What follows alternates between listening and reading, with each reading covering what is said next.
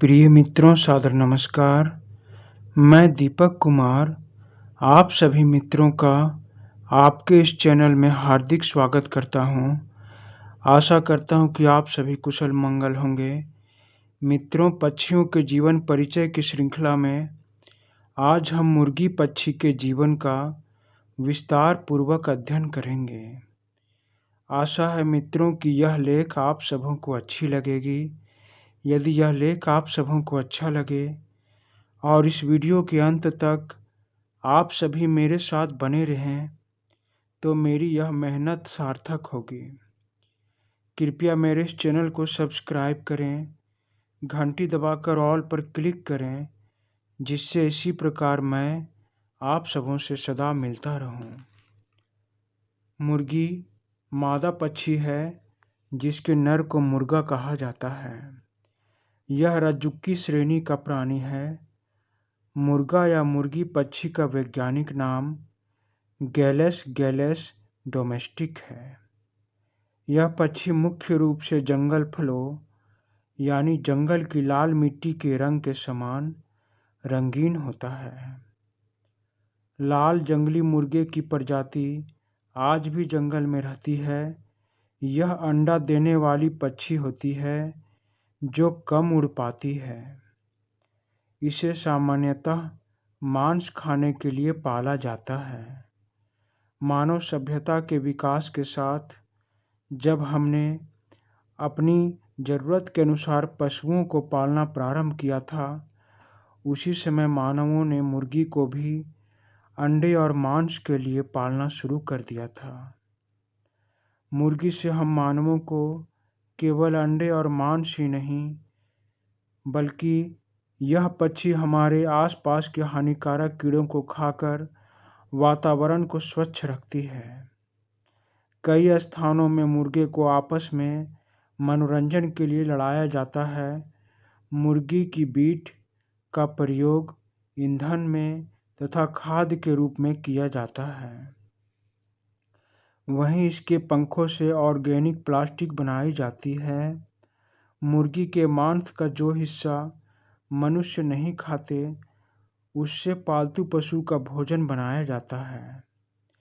आनुवांशिक अध्ययनों से यह पता चलता है कि मुर्गी की उत्पत्ति दक्षिण पूर्व एशिया से हुई थी। भारत में पाए जाने वाले मुर्गी की उत्पत्ति अमेरिका, यूरोप, मध्य पूर्व अफ्रीका से हुई है। मुर्गियां सर्वहारी पक्षी होती है।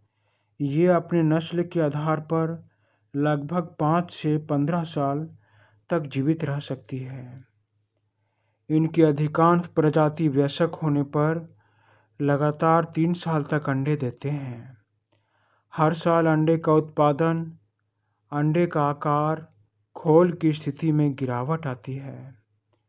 अंडे देने के लिए मुर्गी मुर्गे के साथ प्रजनन करती हैं। मुर्गी जब पर्याप्त अंडे दे देती है तो वह चिड़चिड़ी मुर्गी में बदल जाती है। उसका व्यवहार गुस्सैल हो जाता है। अंडे सेने में लगभग 3 सप्ताह का समय लगता है। इतने दिनों तक अंडे को सेने या अंडे के ऊपर बैठने की स्थिरता के कारण मुर्गी को स्थिर पक्षी भी कहा जाता है। लगभग 3 सप्ताह में अंडों से चूजे या बच्चे अंडों को तोड़कर बाहर निकल जाते हैं। ये बच्चे पंखहीन और बहुत छोटे होते हैं। धीरे धीरे 6-7 दिनों में इन बच्चों के शरीर से पंख बाहर निकल जाते हैं। ये नवजात बच्चे अपने प्यारी माँ को ही अपनी दुनिया मानते हैं। ये बचपन में अपनी माँ पर सबसे ज़्यादा निर्भर होकर माँ के पीछे पीछे घूमते रहते हैं। यही बच्चे जब 1.5 साल के हो जाते हैं तो प्रजनन करके अंडे देते हैं। इस समय इनका पहला अंडा अपेक्षाकृत छोटा होता है। हर साल वयस्क मुर्गे अपने पुराने पंख को खो देते हैं। उन पंखों के स्थान पर उनके नए पंख उग जाते हैं। 1 साल तक नियमित रूप से अंडे देने के बाद मुर्गियां थक जाती हैं और फिर ये अनियमित रूप से अंडे देने शुरू कर देते हैं। मुर्गे को जल्दी बड़ा करने के लिए घर में मुर्गी का उत्पादन और विकास किया जाता है, जिसे ब्रॉयलर मुर्गा या मांस मुर्गा कहा जाता है।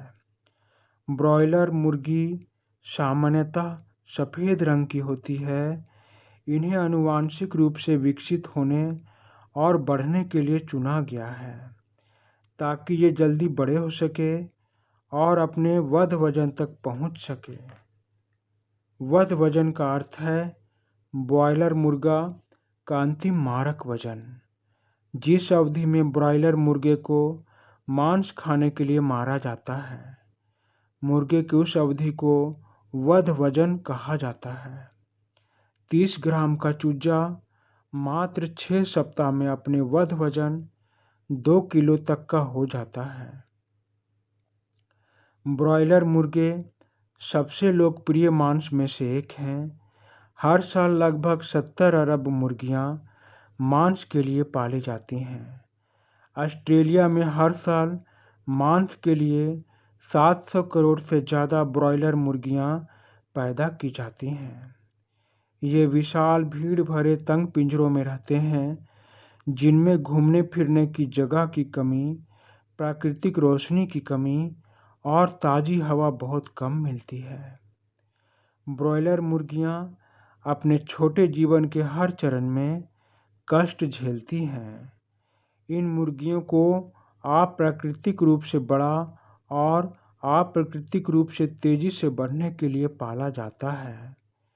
अपने अप्राकृतिक आकार के लिए ब्रॉयलर मुर्गे को दर्दनाक लंगड़ापन, हृदय रोग, त्वचा के घाव से पीड़ित होना पड़ता है।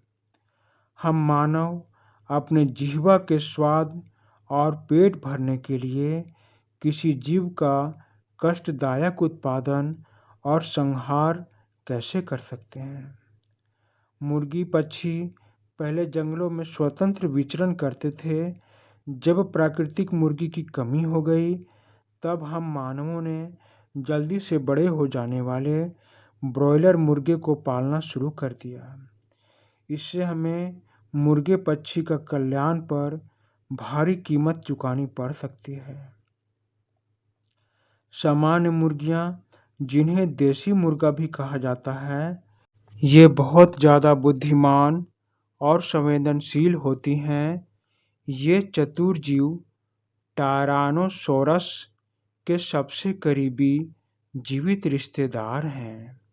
ये अपनी परिचित लोगों और अजनबियों के बीच फर्क कर सकती हैं। इन्हें रंगों की पहचान होती है। अलग अलग रंगों के बीच ये अपने भोजन या चारा को पहचान कर खा लेती है। मुर्गियों की नज़र भी बहुत तेज होती है। ये नज़दीक से देखी जाने वाली वस्तुओं और पैनोरामा दृश्यों को साफ साफ देख सकती है। मनुष्यों और अन्य जानवरों की तरह मुर्गियों का व्यक्तित्व भी अलग अलग होता है। कुछ मुर्गे साहसी और उत्साही होते हैं, इसीलिए ये सांप से भी कभी कभी लड़ जाते हैं।